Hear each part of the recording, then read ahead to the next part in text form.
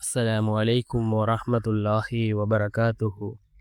الحمد لله الحمد لله الذي نحمده ونستعينه ونستغفره ونؤمن به ونتوكل عليه ما بعد.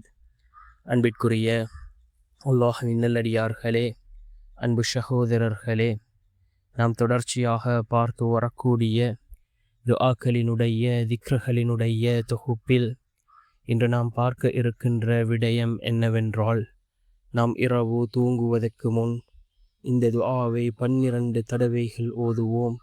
நாம் நீண்ட நாட்களாக எதிர்பார்த்ததை அல்லாஹ் மிகவும் எளிதாக நடத்தி தருகின்றான். அல்லாஹினுடைய உதவிகளை நம்மிடம் கொண்டு வந்து சேர்க்கக்கூடிய மிகவும் அற்புதமான ஒரு துஆவை தான் நாம் இன்றைய வீடியோவில் பார்க்க இருக்கின்றோம். அன்பார்ந்த சகோதரர்களே, அல்லாஹ்வின் நல்லடியார்களே, நாம் ஒவ்வொரு நாளும் ஏராளமான துஆக்களை பார்த்து வருகின்றோம்.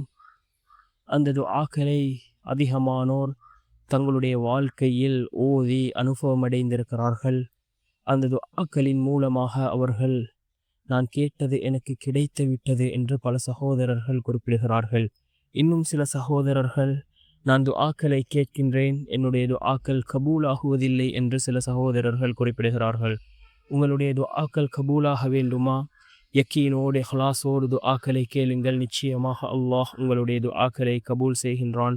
அதே போன்று அல்லாஹ் தன்னுடைய குர்ஆனிலே குறிப்பிடுகின்றான், பொறுமையை கொண்டும் தொழுகையை கொண்டும் என்னிடம் உதவி தேடுங்கள் என்று அல்லாஹ் தன்னுடைய குர்ஆனிலே குறிப்பிடுகின்றான். பொறுமையாக தொடர்ச்சியாக ஒவ்வொரு நாளும் நீங்கள் அந்த துஆக்களை ஓதி அல்லாஹ்விடம் பிரார்த்தனை செய்து பாருங்கள். நிச்சயமாக அல்லாஹ் ஜல்ல சுப்ஹானஹு வ தஆலா உங்களுடைய பிரார்த்தனைகளுக்கான பதிலை வழங்குவான். அன்பார்ந்தவர்களே, அல்லாஹ்வின் நல்லடியார்களே, ஏனென்றால் நபிமார்கள் கூட, சில நபிமார்கள் பல வருடங்கள், 10 வருடம் 20 வருடம் என்று அவர்கள் பல வருடக்கணக்காக அல்லாஹ்விடம் பிரார்த்தனை செய்து அவர்கள் தங்களுடைய தேவைகளை பூர்த்தி செய்திருக்கிறார்கள். அன்பார்ந்த சகோதரர்களே, அல்லாஹ்வின் நல்லடியார்களே, நாம் இரவு தூங்குவதற்கு முன் இந்த துஆவை 12 தடவைகள் ஓதுவோம். அல்லாஹும்ம இன்னா நஸ்அலுக யகீனல் கல்ப் வஆஃபியத்தல் ஜஸத் வஹலாவத்தல் ஐயாம் வஸஆதத்தர் ரூஜ் வஸகீனத்தன் நஃப்ஸ். மீண்டும் ஒரு முறை இந்த துஆவை ஓதுகின்றேன்.